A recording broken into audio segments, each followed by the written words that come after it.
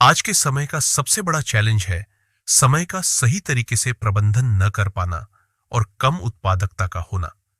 इस चुनौती को पार करने के लिए एक नई थ्योरी है जिस पर आज हम चर्चा करने जा रहे हैं, जो है माइंड मैनेजमेंट का सिद्धांत, न कि समय प्रबंधन का।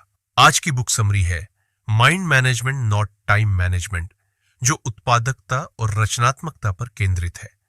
इस पुस्तक के लेखक डेविड कड़वी हैं, जो एक लेखक और पॉडकास्टर है। डेविड कड़वी लोगों को अपने रचनात्मक कार्यों में अधिक उत्पादक बनने में मदद करते हैं। उनकी पुस्तकों की 10 मिलियन से अधिक प्रतियां बिक चुकी है। वे टेड्स, डेड पोस्ट और ऑब्जर्वर में भी प्रस्तुत हो चुके हैं। अधिकांश पुस्तकें और वक्ता बताते हैं कि समय का कैसे कुशलतापूर्वक उपयोग किया जाए, लेकिन वास्तव में कार्यों को पूरा करने का समय प्रबंधन से कोई लेना देना नहीं है।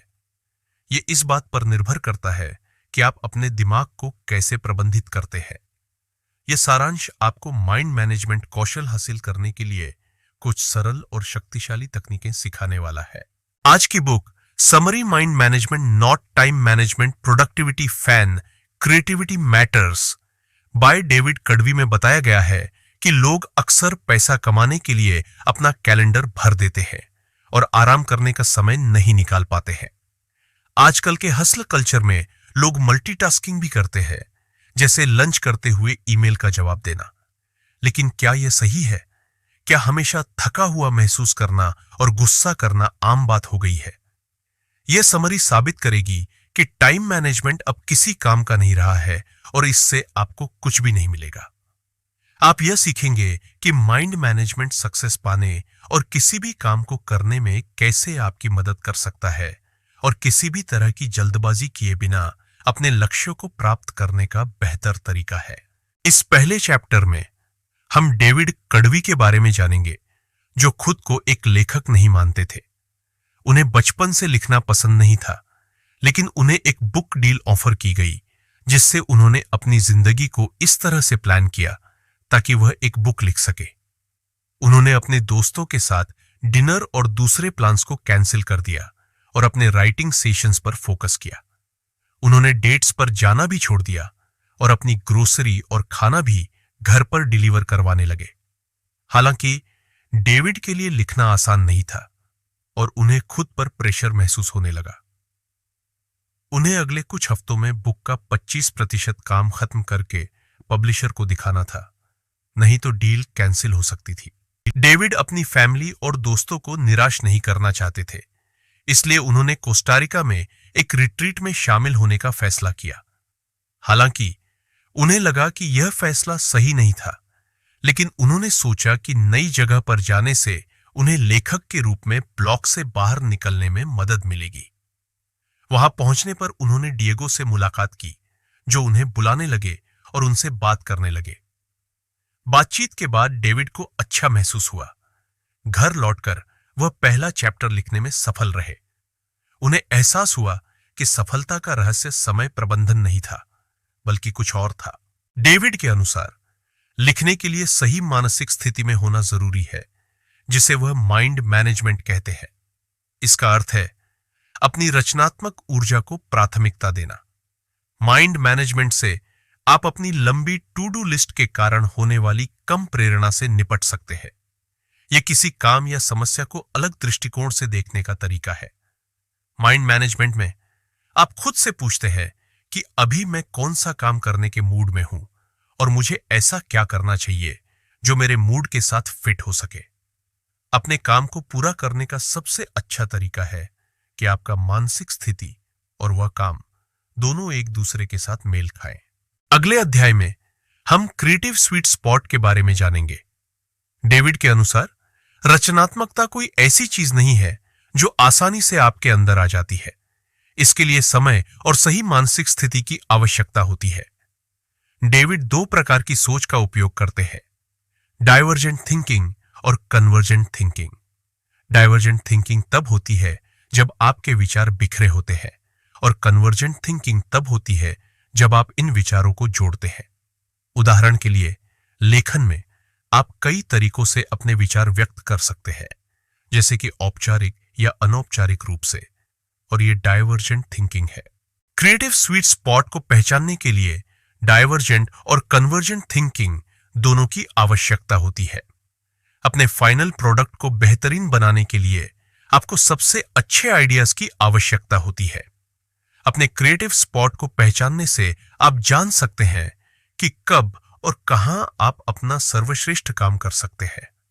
क्रिएटिव काम कोई गाइड बुक या लॉजिक के आधार पर नहीं किया जा सकता है। यह एक अनोखा थॉट प्रोसेस है जिसे हम अक्सर इनसाइट कहते हैं।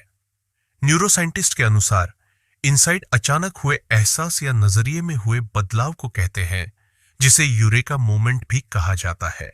क्रिएटिव स्पॉट को पहचानने के लिए डाइवर्जेंट और कन्वर्जेंट थिंकिंग दोनों की आवश्यकता होती है। अपने फाइनल प्रोडक्ट को बेहतरीन बनाने के लिए आपको सबसे अच्छे आइडियाज की आवश्यकता होती है।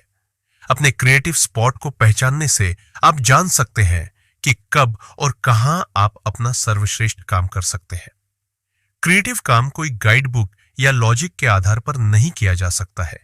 यह एक अनोखा थॉट प्रोसेस है जिसे हम अक्सर इनसाइट कहते हैं।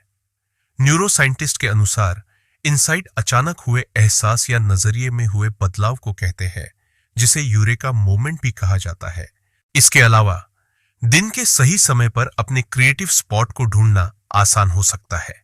यह माइंड मैनेजमेंट के बारे में है, टाइम मैनेजमेंट के बारे में नहीं। आपकी एनर्जी हर एक दिन या पूरे दिन एक जैसी नहीं रहती है।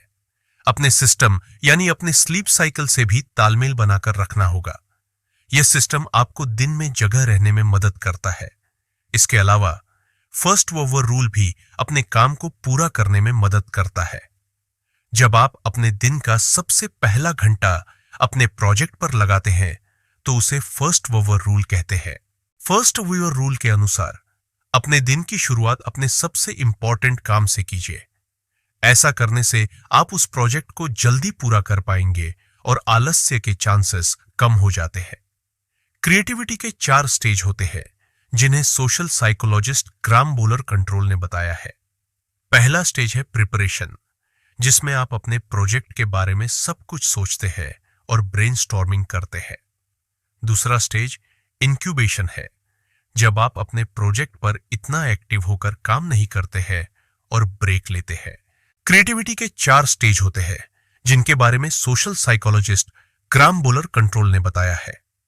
तीसरा स्टेज एलिमिनेशन है, जो यूरेका या आहा मूवमेंट है, जो अचानक से होने वाला और अनप्रिडिक्टेबल होता है। इसके लिए जरूरी है कि आप पहले स्टेज पर बहुत सा वक्त दें और अच्छी तैयारी करें। इसके बाद चौथा स्टेज वेरिफिकेशन है, जिसमें आप यह पक्का करते हैं कि आपका आइडिया फुल प्रूफ और ब्रिलियंट है। पॉल मैककार्टनी के गाने यस्टरडे का उदाहरण देते हुए बताया गया है कि कैसे उन्होंने अपने गाने को बनाने में इन स्टेजेस का पालन किया। इसके अलावा डेविड के लिए कोई स्ट्रिक्ट रूल नहीं था, लेकिन उनके पास करने के लिए ऐसे काम और जाने के लिए ऐसी जगह थी जो उन्हें लिखने के सही मूड में लाने में मदद करते थे। वे अपनी छोटी सी नोटबुक में कुछ लिखने के लिए जॉन हैडक सेंटर के 19वें 5th फ्लोर पर जाते थे। डेविड को ऑब्सेन कॉफी नाम की एक कॉफी प्लेस बहुत पसंद थी, जहां का खूबसूरत नजारा और कॉफी बीन्स की सुगंध उन्हें लिखने के लिए प्रेरित करती थी। इसके अलावा डेविड के अनुसार 7 मेंटल स्टेट्स होते हैं जो अलग अलग तरीके के काम करने में मदद करते हैं। पहला है प्रायोरिटाइज मेंटल स्टेट, जहां आप अपने काम को प्राथमिकता देते हैं और फैसला लेते हैं कि क्या करने की जरूरत है। दूसरा है एक्सप्लोर मेंटल स्टेट, जहां आप अपनी जिज्ञासा को खोल देते हैं और रिसर्च करते हैं। तीसरा है रिसर्च मेंटल स्टेट, जहां आप स्पेसिफिक सवालों के जवाब ढूंढते हैं। चौथा है जनरल मेंटल स्टेट, जहां आप एक्चुअल में काम करते हैं। इसके अलावा डेविड के अनुसार 3 और मेंटल स्टेट्स होते हैं, जो 5वां है एडिटिंग मेंटल स्टेट, जहां आप अपने काम को सुधारते हैं। छठवां है प्रूफ रीडिंग मेंटल स्टेट, जहां आप अपने काम को दोबारा जांचते हैं। 7वां है पब्लिशिंग मेंटल स्टेट, जहां आप अपने काम को दूसरों के साथ साझा करते हैं। पहले मेंटल स्टेट में इकट्ठे किए गए आइडियाज को जोड़कर आप कुछ बनाते हैं, जैसे अपना पहला ड्राफ्ट लिखना। 5वां मेंटल स्टेट है पॉलिश मेंटल स्टेट, जहां आप अपने काम को एडिट करते हैं और तराशते हैं। छठा मेंटल स्टेट है एडमिनिस्ट्रेटिव मेंटल स्टेट, जहां आप अपनी जिम्मेदारियों पर ध्यान देते हैं, जैसे बिल भरना और फैमिली के साथ वक्त बिताना। सातवां और आखिरी मेंटल स्टेट है रिचार्ज मेंटल स्टेट, जहां आप खुद को आराम देते हैं और रिफ्रेश करते हैं। इसके अलावा डेविड का क्रिएटिव स्किल्स रूटीन था, जिसमें वह रात को 12 बजे से सुबह 4 बजे तक अपनी बुक पर फोकस करते थे और फिर दोपहर तक सोते रहते थे। क्रिएटिव साइकिल में 4 स्टेज होते हैं, जिसमें आप प्रिपेयर, इंक्यूबेट, इल्यूमिनेट और वेरीफाई करते हैं। यह साइकिल टाइम पर बेस्ड नहीं होता और हफ्तों या महीनों पर बेस्ड हो सकता है। एक उदाहरण के तौर पर, बैट रात में प्रिपरेशन करती है, फिर इंक्यूबेशन के लिए सोती है और फिर इल्यूमिनेशन के लिए उठती है जब उन्हें एक आहा मूवमेंट मिलता है और वह अपने गाने के सही अल्फाज लिखती है। इसके अलावा डेविड को अपने पॉडकास्ट के लिए डॉक्टर रॉक के साथ इंटरव्यू करने में कई मुश्किलों का सामना करना पड़ा, जैसे कि कंस्ट्रक्शन का शोर और नए मोहल्ले की अनजानी। लेकिन उन्होंने अपने क्रिएटिव सिस्टम का इस्तेमाल करके समस्या का समाधान निकाला। डेविड के लिए डॉक्टर रॉक के साथ पॉडकास्ट रिकॉर्ड करना एक सुनहरा मौका था, लेकिन कई मुश्किलों के कारण उन्हें पॉडकास्ट कैंसिल करना पड़ रहा था। लेकिन उन्होंने अपने क्रिएटिव सिस्टम का इस्तेमाल करके समस्या का समाधान निकाला और आखिर में डॉक्टर रॉक के साथ रिकॉर्डिंग करने में कामयाब हो गए। क्रिएटिव सिस्टम एक रिपीटिंग प्रोसेस है जो आपको अपने क्रिएटिव काम को करने में मदद करता है। यह आपको अपनी मेंटल एनर्जी को ध्यान में रखते हुए स्टेप्स लेने में मदद करता है और पूरे क्रिएटिव प्रोसेस की देखरेख करता है। क्रिएटिव सिस्टम को कम से कम क्रिएटिव डोज की जरूरत होती है, जो कि आपके क्रिएटिव काम को आगे बढ़ाने के लिए सबसे छोटी चीज है। अगर आपको यह बुक समरी पसंद आई है तो कृपया वीडियो को लाइक करें और हमारे चैनल को सब्सक्राइब करें। इससे हमें और बेहतर कंटेंट बनाने में मदद मिलेगी। यदि आपके पास कोई सवाल या सुझाव है तो हमें कमेंट में बताएं। हम आपके साथ जुड़ने के लिए उत्सुक हैं। इस बुक समरी को अपने दोस्तों और परिवार के साथ साझा करें जो इस विषय में रुचि रखते हो। हमारे चैनल पर और भी कई बुक समरी उपलब्ध है, तो आप हमारे चैनल को एक्सप्लोर करें और अपनी पसंद की बुक समरी देखें। धन्यवाद, और हमें उम्मीद है कि आपको यह बुक समरी पसंद आई होगी।